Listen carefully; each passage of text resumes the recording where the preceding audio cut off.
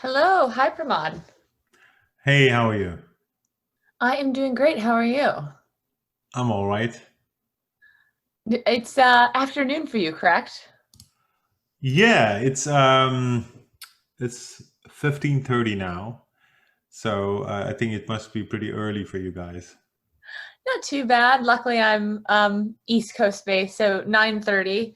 I I guess one nice thing about everything closing early in New York is you get up early. So naturally, my clock's about 6:37 a.m. So midday for me. You started pretty early then. Oh yeah, I wake up early, but I also go to sleep early. I'm definitely not one of those entrepreneurs that pulls all-nighters and also gets up at 6 a.m. I think that's been the trend now over the years. Like I've also seen myself doing that. So yeah, how is COVID treating you, by the way? COVID, I mean, of course, has been pretty detrimental, particularly here in the US, and how it's been affecting families and workers and businesses. Luckily for just me personally, I ended up moving out of the city about 2 years ago into a small town on Long Island called Montauk, and had a little project with my hands. We redid a house up here, and I've just been kind of hunkered down since March, which has been a lovely place to be for the time being, but definitely without its stressors that happen, of course, with running a business during a pandemic, which you know, can spiral into a lot of other anxieties and stressors, of course. And when you look at this particular situation as an entrepreneur, I mean, it must be pretty difficult as far as thinking about the operations are concerned before and after, right? Oh, absolutely. I mean, there's no playbook. I think one of the scariest times is about a few weeks into the pandemic, and there's lots of predictions of when is this going to get better, what's going to happen, what do we think is going to happen to the market, what will happen in the venture capital world. And I think a part of me was aching a little bit of, I wish I could have an advisor who's gone through this before. It's unprecedented, of course, There's nothing no like one. There's no one. there's no one, and so you're a little bit stuck with your thoughts, and the ideas that you come up with at 3 a.m. because you're not able to sleep, trying to think through how you can save um, you know every worker at your company's job, and how you can ensure that you're taking the future opportunities that are arising with, of course, 5 million people working remotely to all of a sudden 316 million people Mhm. are remote, whether they're learning remotely or they're working remotely or what have you. It was absolutely unprecedented, and yeah, that was you had to create your own playbook. I'm lucky to have co-founders because it's someone that you can rely on. Of, hey, we know that we're going through this for the first time together, at least, and let's try to make our best bet into how we can protect the company, and our people at all cost. So what has been the learning so far? I'm just trying to emphasize on post-COVID, and how do you see this going to support you in the future? Yeah, I would, speaking operationally, just as our COO, I think one of the biggest learnings that we had was the anxieties that we are going through are an individual's anxieties, but every single person on your team is dealing with their own just headache in terms of what they're going through personally. Is my family safe? I don't know how I'm going to see this person who's across the country or across the world. Oh, I just had a tickle in my throat. Am I sick? So what we ended up doing is really rethinking how we're running the company, particularly operationally, internally. And we did a survey with our internal team of, hey, how can we support you, actually support you? Not what can you do for us, but what can we do for you? And we ended up investing in quite a few, we call pulse initiatives, to make sure that we're getting our team members career coaches outside of Wethos, because of course you can't be as honest with people within Wethos as you could outside. So we got a service named Bravely for our internal team, and really started to double down on ensuring that everyone's growth path was clear, reviews were fair, ensuring that people felt at least they had some psychological safety at work, knowing that outside of work we had no way of ensuring that for them in these very chaotic times. And I, personally think, being an entrepreneur is perhaps a grueling and a continuous learning cycle. I want to put myself into that shoe as well. And there's a lot of optimizations necessary and perhaps towards the excellence. In that regard, like, how do you see your own personal journey? It's interesting. As an entrepreneur, you always should be learning. You should always be taking in information. I've always been a fan of, if I'm not taking a course, if I'm not reading a book that's pushing my learning further outside of work, then I'm not doing my best for the company. Of course, as I mentioned, like, there is no advisor for how to handle a business during the pandemic. There's no playbook. There's no article that you can read that makes you feel at ease. So I think with my personal journey, of course, being an entrepreneur is tough, right? Like it's psychologically very tough. I think one thing my co-founder and I said to each other earlier this week is it's a strangely lonely place to be an entrepreneur during an unprecedented pandemic, because you're of course want to be there and be strong for your team and the people around you and even your loved ones that are checking in about the company. But you're, of course, internally questioning different things and ensuring that you can be the leader that you need to be at the company, which would also, you're still worried about how your family is doing. And, I have that tickle in my throat. And should I be concerned about things outside of work as well? So I think it pushed me to new limits that I thought I was working as hard as I could pre-pandemic. Maybe that's a hyperbole, but I really thought I had pushed myself to some limits of, like, working until 3 a.m., getting back up at 6, like just trying to put in my all to the company. And I had never experienced anxieties and stress that come with running a company through this. To be completely transparent and honest, even to other entrepreneurs that are listening, to make sure that they don't feel alone in this. But it was, it was absolutely a true test. But I think one thing I would like to say about myself and Rachel is we're optimists. And when we saw everything starting to change, we really wanted to double down on the opportunity that we could make a positive impact on the world by providing a way for people to move independent and not be tied to their 9-to-5 as often. So we really doubled down on, we need to get our product out to market, because if we can do this, then hopefully we can make it a norm for people to not have to work in the creative industry in large agencies or for big brands, but instead to be able to start their own studios where they'll have that independence. They'll be able to take home as much as they want into their pocket and not deal with the fees of the agencies taking, part of their paychecks home.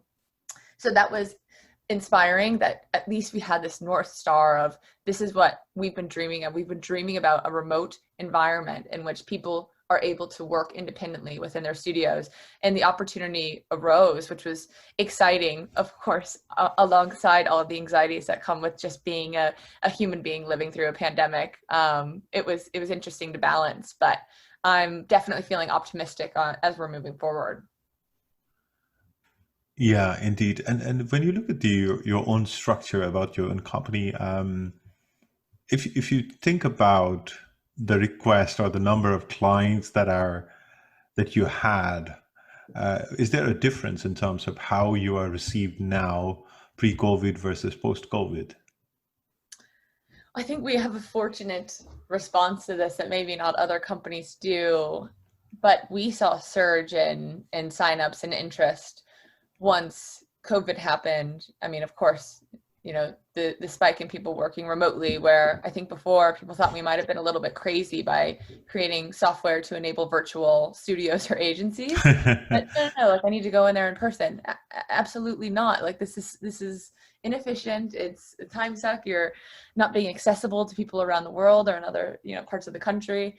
But also with ad agencies laying off top talent with record unemployment in the country, we were able to get fairly lucky with the amount of amazing strategic creative director talent that were signing up for what we were doing, which was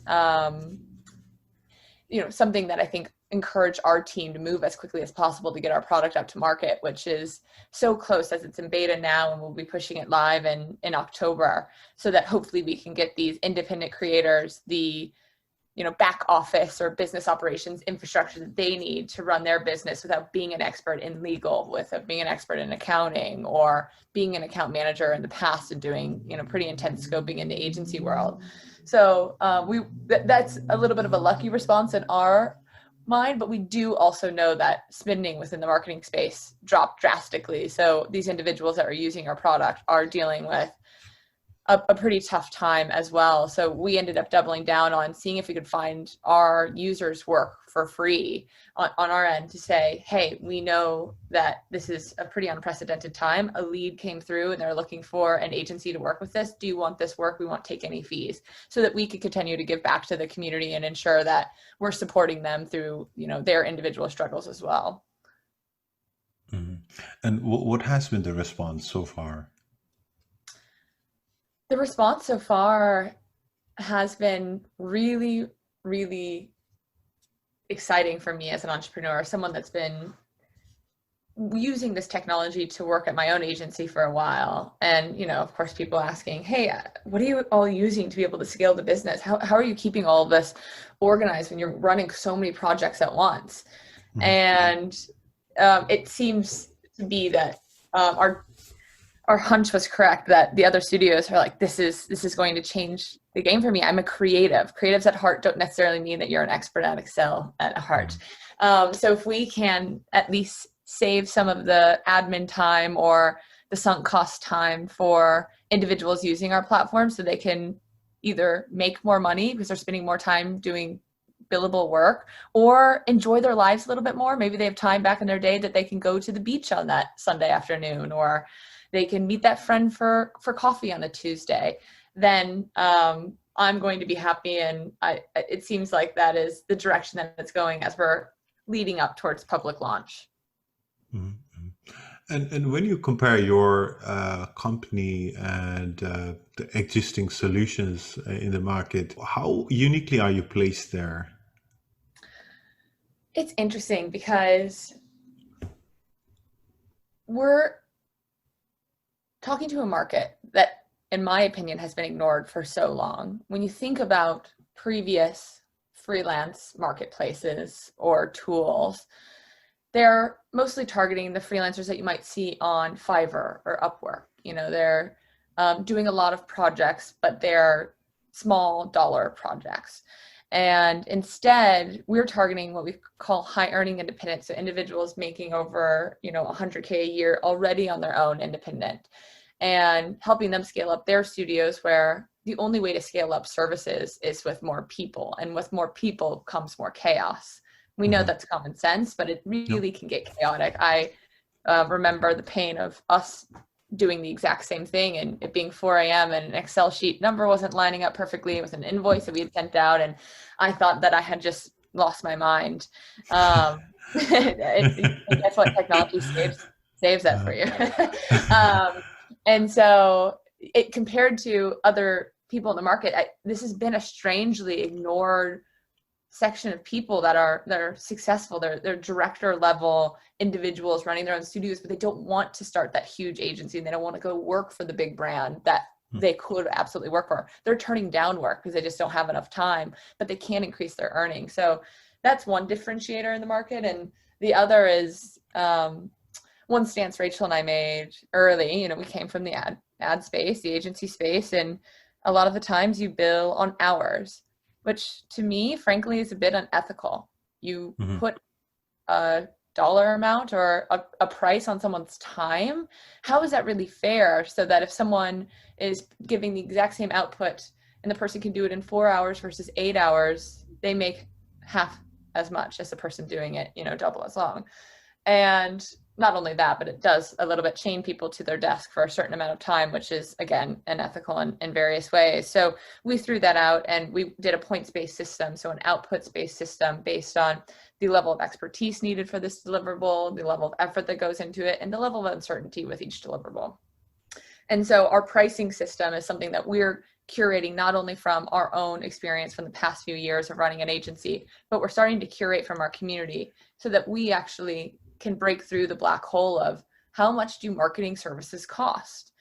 That you can probably Google it right now and say, hi, how much should I pay for my logo? You're going to get anywhere between $5 to $100,000, I'm sure, with how prices range. And these studio owners are off on their own and they've no idea what to charge for something, and nor do they have the backing of an agency to say, oh, we are, this large agency, part of, Ogilvy or what have you, so we can charge this much.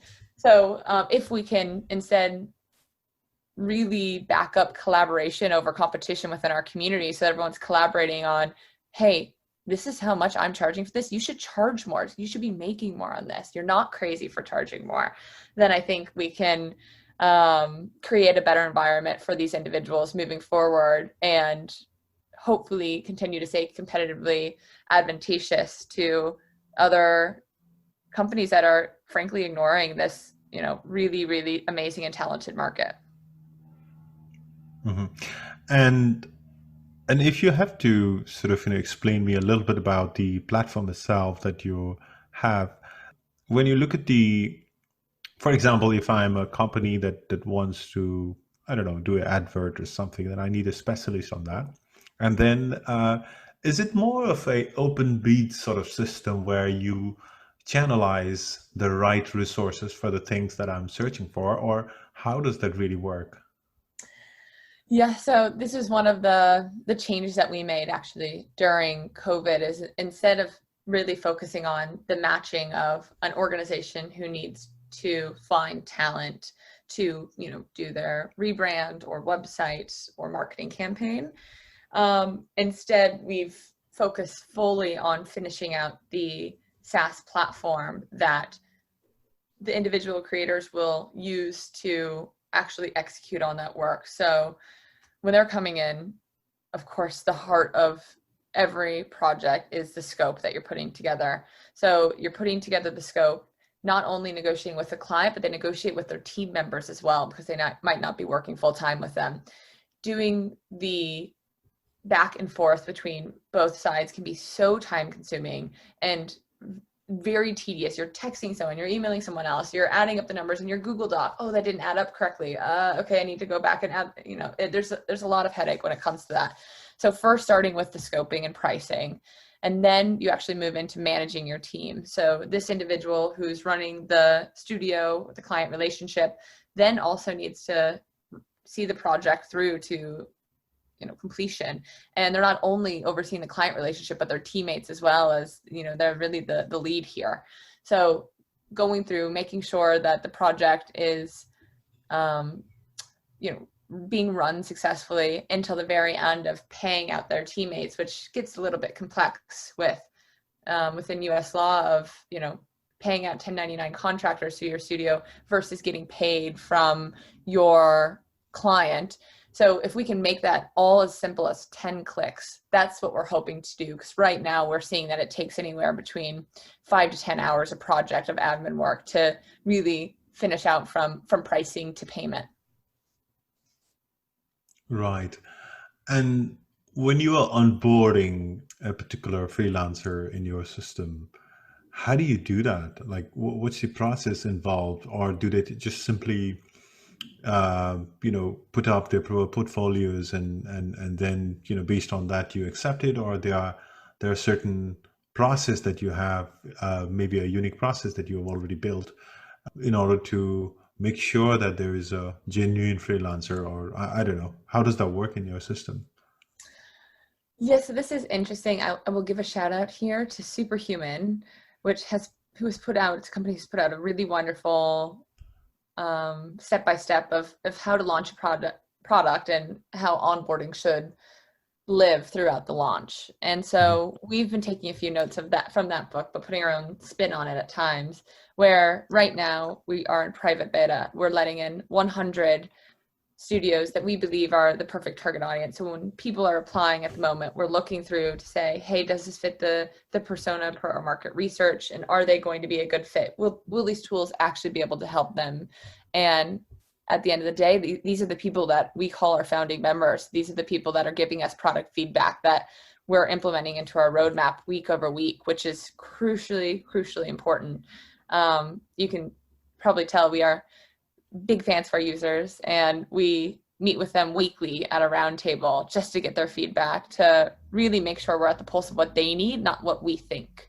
Mm-hmm. So these first 100 users, we're taking them through an individual onboarding, our customer success team, and each individual comes in, and after a 5-minute Q&A, we have them share their screen and start to poke around in our platform, a little bit of user testing in that way, so that they're actually creating their first project with us on the line, talking through, what's confusing to them, what they love here, how quickly are they able to get this project up and running, where we're seeing, it's under 10 minutes that these people are getting their first project up, running and going, which is pretty mind-blowing, I think, to us and the users that we're on the call with. It's exciting to see.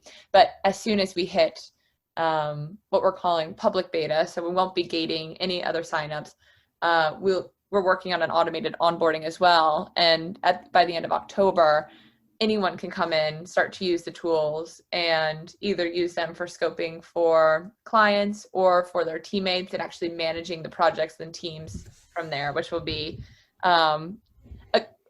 an exciting, but also a brand new change for us as we continue to scale up and change quickly, which is great, but also you want to make sure that you're containing any chaos that can come alongside with it. Mm-hmm. Right.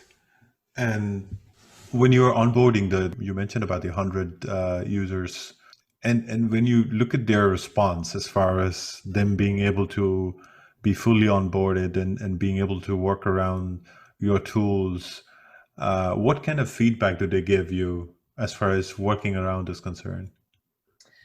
I think we are really, really lucky to have users who are, I believe our users are smarter than I will ever be when it comes to even in product development and design, as we're bringing on truly creative directors and product directors from around the country, which is very fortunate for us. So we're getting these really, really amazing feedback, even when it comes down to the nitty gritty of design. Hey, this is how I would change this to make that user experience flow a little bit better.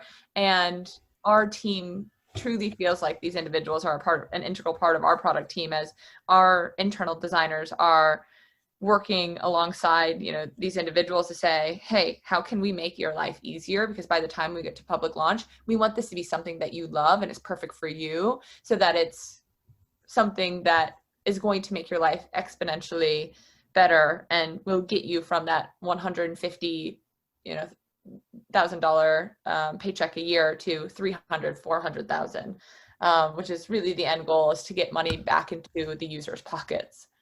Right, and it's interesting the route that you're taking.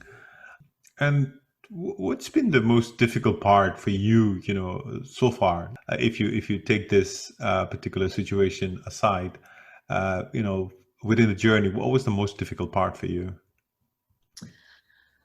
Most difficult part? Oh wow, everything was difficult, right? It's interesting. It's we are non-technical, first-time female founders. There's lots of challenges that can come alongside that, but at the same time, we're incredibly privileged in many, many ways. I think the part that I will hone in on is non-technical. So prior to starting Wethos, I was on teams building many, front-end websites in the agency world. And I think if I could go back in time, I would have taken a coding boot camp or gotten myself to be a little bit more technically savvy earlier on, because we are creatives and we're marketers at heart. And that's what we're really passionate about. We're passionate about the brand. We're passionate about our users. I think the most difficult part has been the learning curve on the technical side, which after all this time, I'm feeling very proud of where we've come. But I think that is, if I could go back and change one thing, I would have done a coding boot camp, earlier on in my career, even in the advertising world, just to continue to educate myself in important areas from the get-go. Interesting. You mentioned you came from an agency background. What sort of problem that you saw that you said, okay, maybe we can do something differently?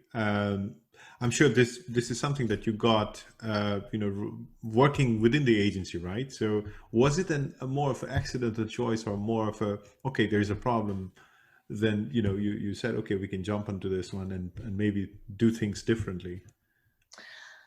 It's funny thinking back at like how we started this. I mean, Rachel and I had worked together at Wethos in New York, and we ended up parting ways for a little bit. I went over to 360i and maintained, our friendship. And after a few years, I got a G chat. I don't know if people even still G chat anymore. Maybe it used to be a thing, It used to be a thing.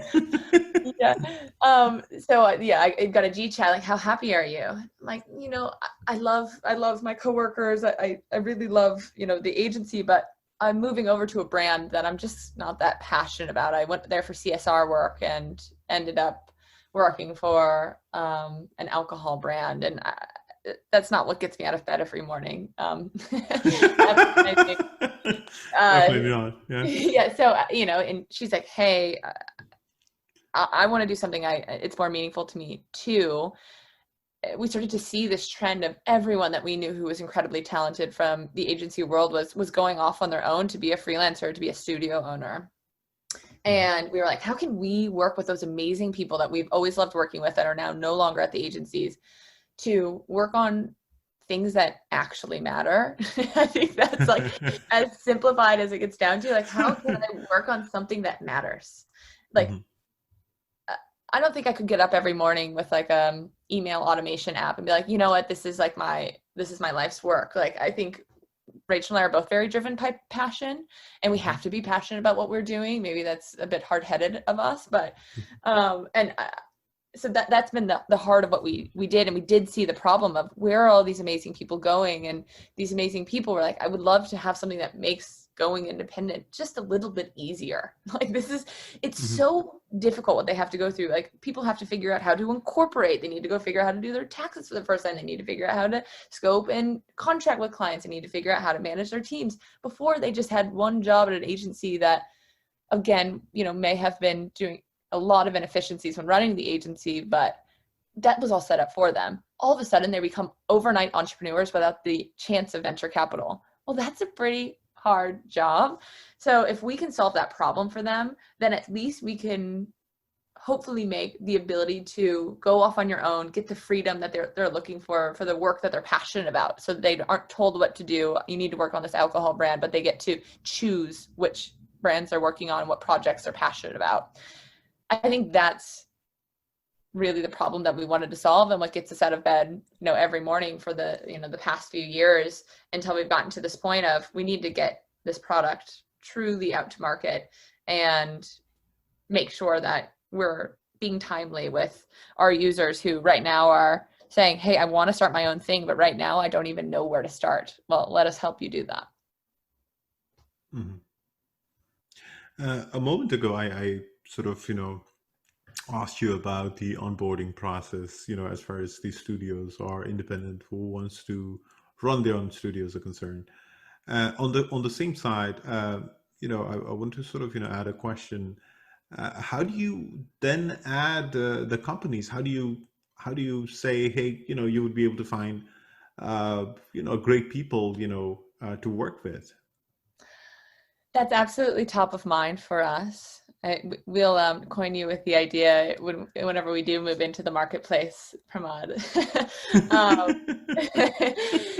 Idea by Pramod. Yeah, so that's absolutely something that's top of our mind. So there's really two areas that I see these tools continue to expand. One is in the marketplace area of companies coming in wanting to work with this really amazing talent that maybe they were getting in the agency world, but now they can actually pay them directly and get a cost that is actually sustainable.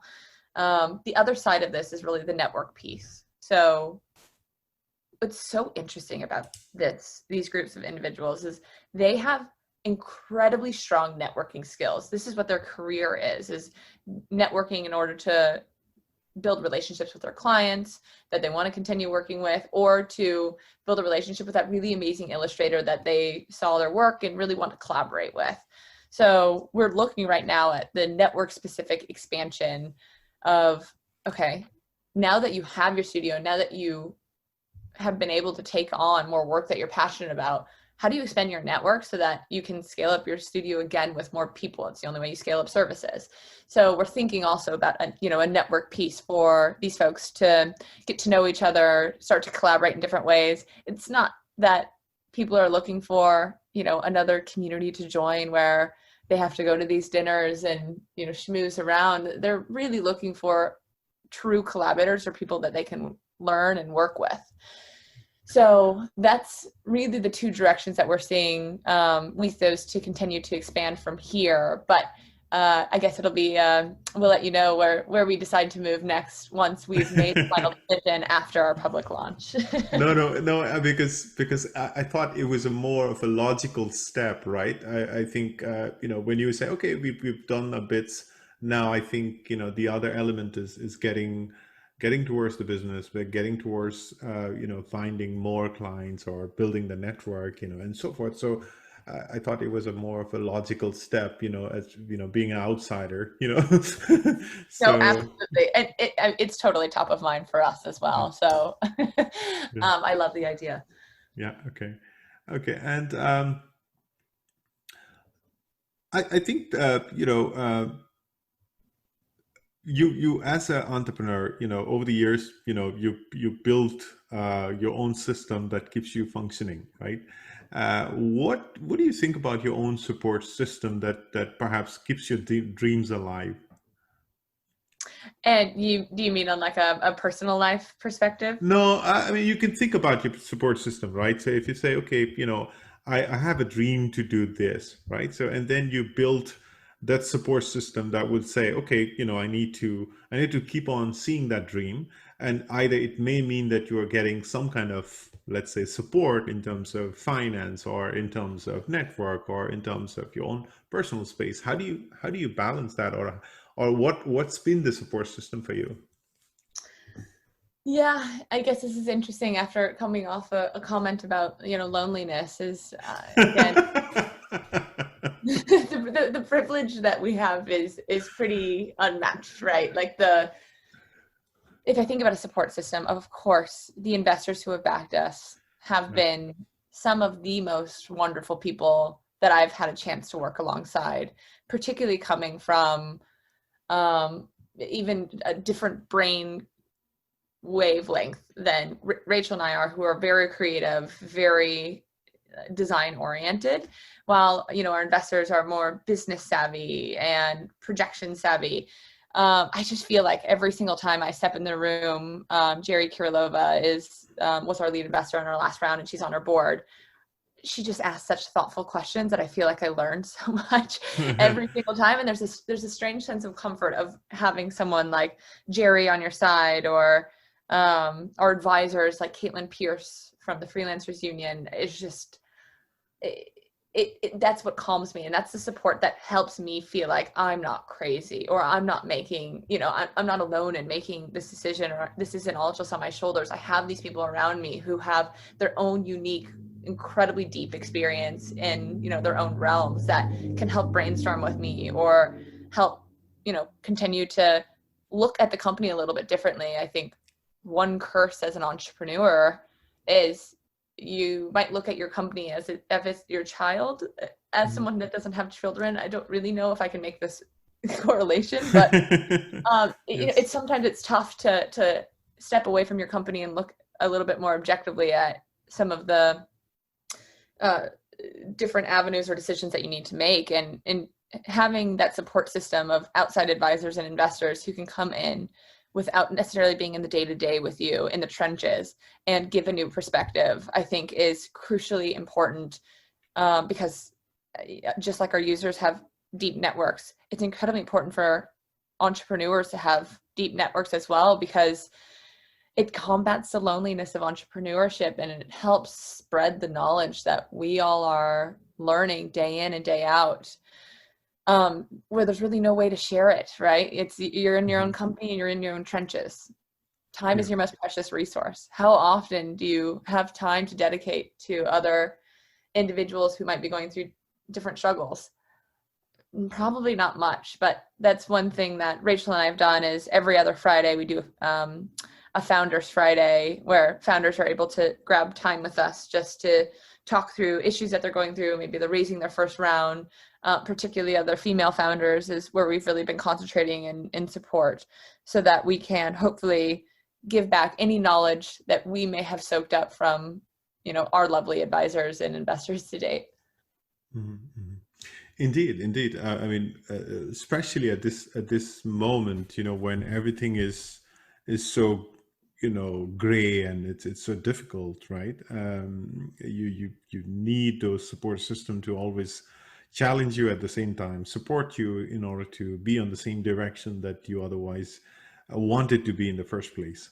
So that's where I felt like, there must be a support system that supports you to always see that dream, that you saw in the first place. So that's where the question is coming from.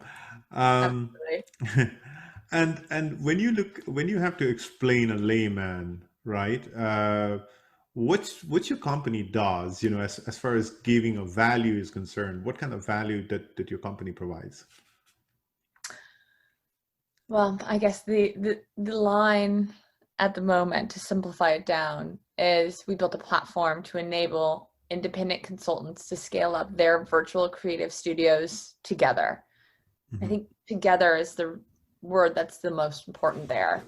With one of our values of collaboration over competition, we know that an individual can only be so strong, right? There's literal data out there of why co-founders statistically do better than just an individual founder, because that's someone that's off on their own. If we can build something that really enables collaboration and gets people to team up, to win bigger projects, to get bigger paychecks, to learn from one another, to inspire one another, that's the value that we're hoping to provide, is a space for these individuals who have been kind of cast off on their own of, okay, you left, you want to go be a freelancer, go figure it out on your own. Well, why does freelance have to be so lonely? Why does freelance have to be something that you do as an individual compared to with a group? Well, because once you start to add people, again, it adds complexity. So if we can figure out how to break down the barriers of freelance being a very individual career path, then we can unblock so many opportunities for this market, that once they start working together, they really have a collective power that can be even greater than the largest agencies out there.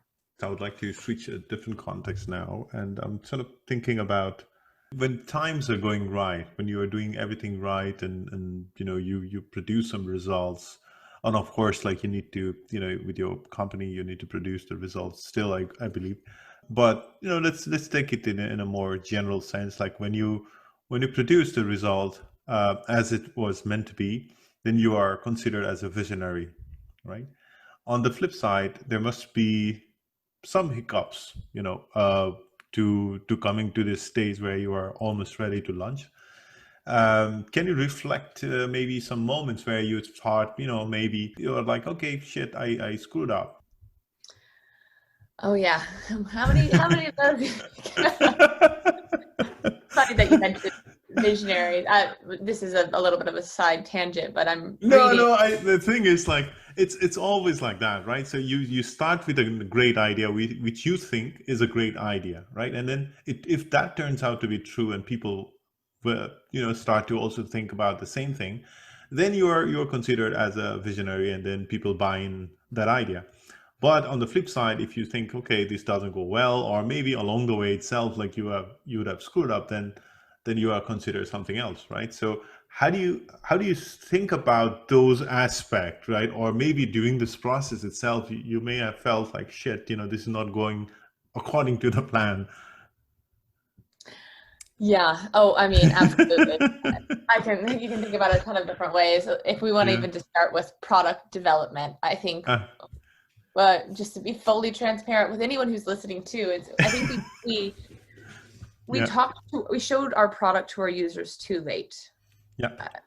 I think that's a common, issue. I don't know if there is a perfect answer there of like, we showed it perfectly at the right time to our users. Yeah. I don't know if any entrepreneur would ever say that, but yeah, I think that is something that had kept me up at night. Is we spent a long time building a hypothesis that we had on what individuals would want to see on each other's profiles. And I think we just realized too late of, hey, we actually didn't get enough user feedback on this. Let's make sure that we show this to our users. And they had wonderful ideas and feedback that I think I could have, kept me awake a few nights.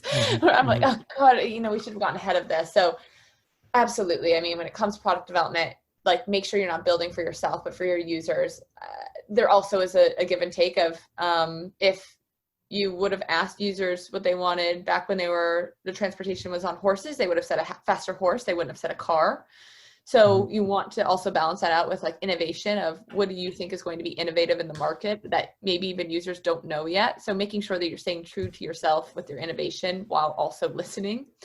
I think one of the other biggest mistakes that I always feel it like pains you inside a little bit is when you hire poorly. Yeah. When you hire someone that's just not a perfect fit for your company, whether it's you realize that or them, and maybe it's not a culture fit or skills fit, or things had changed in someone's life, that can be some of the most devastating mistakes to make. So as I'm reading Elon Musk's book right now on how a visionary comes to life, which is of course very interesting. He's a very interesting person. But the idea of like hire slowly, I cannot dig into that enough. Like make sure that you're really hiring someone who's a great fit, and don't hire someone for the role that you have now because you're at a startup.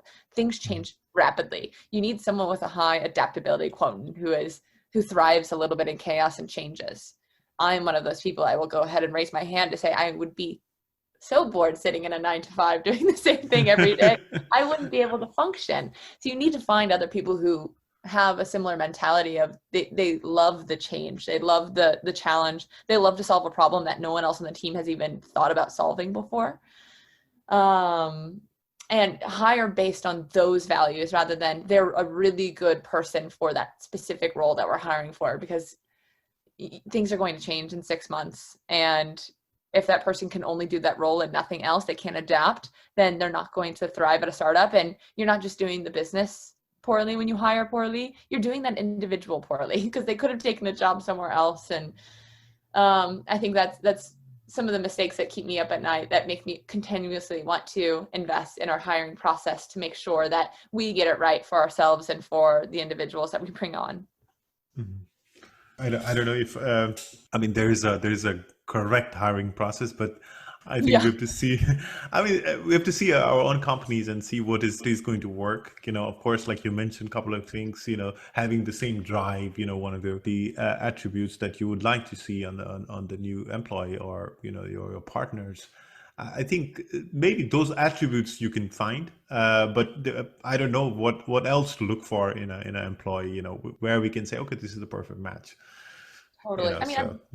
I'm reading work rules as we speak as well. I think it's written by the head of people at Google, and there is no process. I think our company culture is every company culture is very unique, and ours is so different than the typical startup. I'm not a big fan of top-down screaming at everyone for every little mistake and making a culture where people are scared to speak up, that speak their mind, that they don't agree with something.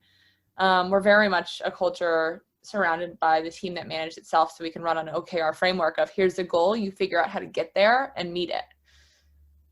It's the only way that you can survive in a remote environment. There cannot be any micromanaging. You have to totally trust your people, and you have to let them work on their own times and let them thrive in the way that works best for them.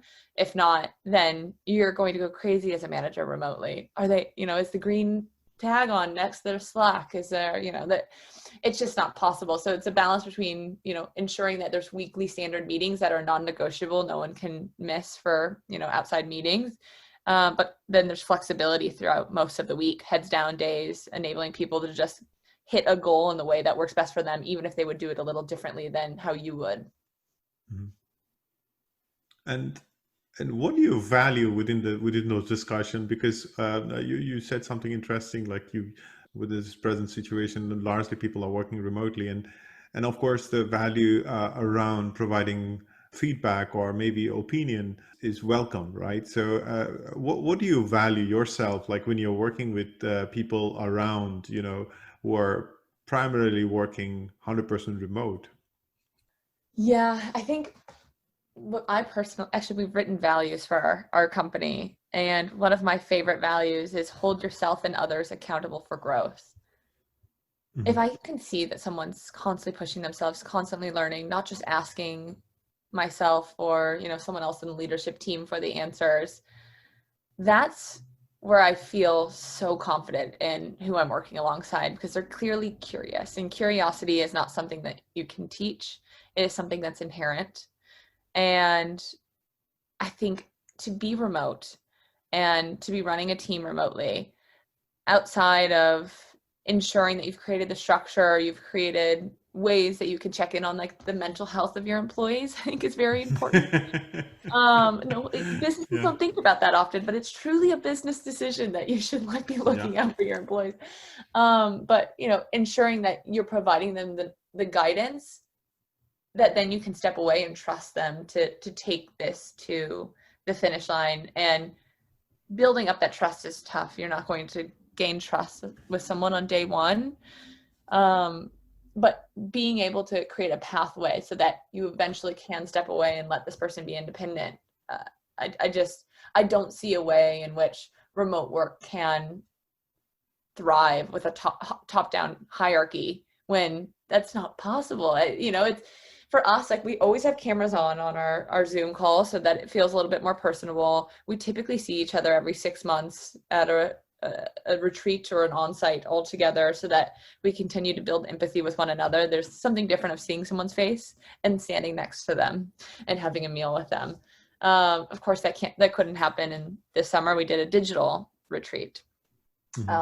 And figuring out ways that you can add in some fun or some human connections in your remote environment, I think are crucially important, because if people are sitting and working all day long and they cannot leave their house all day long, that's going to wear on them. So if you can provide them any sort of joy, like sending them a personalized box and gift, or making sure that the time that they get to meet our advisors or they get to do icebreakers with one another about silly items, not about work, I think is really important from a culture perspective. And you always wanted to set up a culture as such, or it was more of an evolution towards that culture? I think we're dreamers. Maybe this is something that I've always dreamt about, of like having an inclusive culture that puts inclusivity and belonging first. That really, like, I think one thing we'll always say is diverse teams create better work. I think that is a non-negotiable in our minds. And making sure that we don't look around and everyone looks and acts like us, I think is important. So making sure that we're building a culture, which is something that we now have the power to do. Every entrepreneur has the power to make a huge impact on their company culture.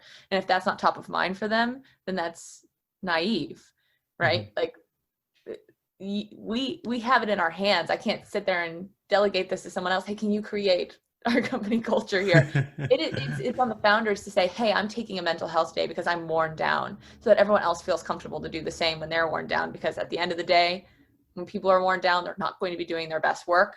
So you need them to bounce back quicker. And I'm not sure that I necessarily dreamt this before starting Wethos. I don't know.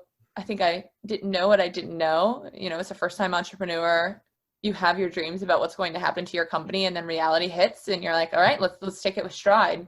And I'm feeling very proud at this moment of where our culture sits, at least when it comes to putting our employees first. And what I hope, of course, I'm the COO. I'm a co-founder. I don't know this but I hope that we've created a place that people enjoy coming to work every day, rather than, feeling stuck like many people do in, their 9 to 5s. Mm-hmm. The buzzwords, I would like to a little bit go deep dive into the buzzwords, especially with the diverse workforce and, with the way, let's say, the millennials are, looking forward to joining the offices and so forth. How do you see the transition of the millennials, or how do they see the office environment now?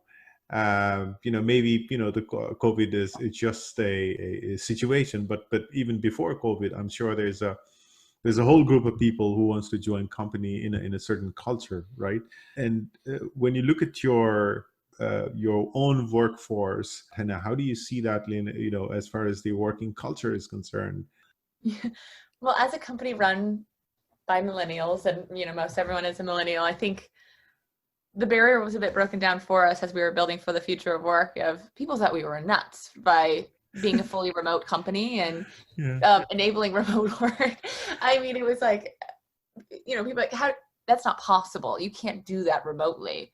Like, it's so interesting because one of my best friends creates perfumes, and she's now able to do that remotely for one of the biggest perfumers in the world. Yeah. Tell me what we cannot do remotely again. So that, I think, was a shock. But I mean, I'll say this now, and I hope, I know that this is going to come to life, but I think we're all going to be blown away by Gen Z. They're already creators. You see Gen Z, they all have their own personal brands. They all have their own businesses. There's 15-year-olds running like really successful businesses out in the entertainment world or in the creative world. Even one of my friends, her cousin, who is 14, started selling masks during a pandemic and donating it all back to a hospital, and had made tens of thousands of dollars for that hospital, a 14-year-old. Mm-hmm. So I think that the market is going to be completely shaken when Gen Z gets into the workforce, because my theory is that Gen Z isn't going to settle for typical 9 to 5s, typical going into an office, typical old school ways of working.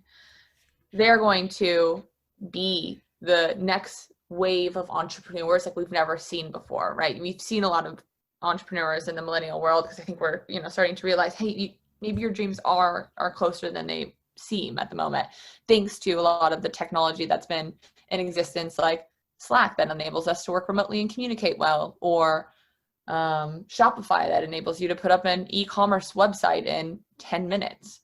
That wasn't possible before. You have to pay a developer a crazy amount of money to get up your e-com website and feel it was nearly impossible.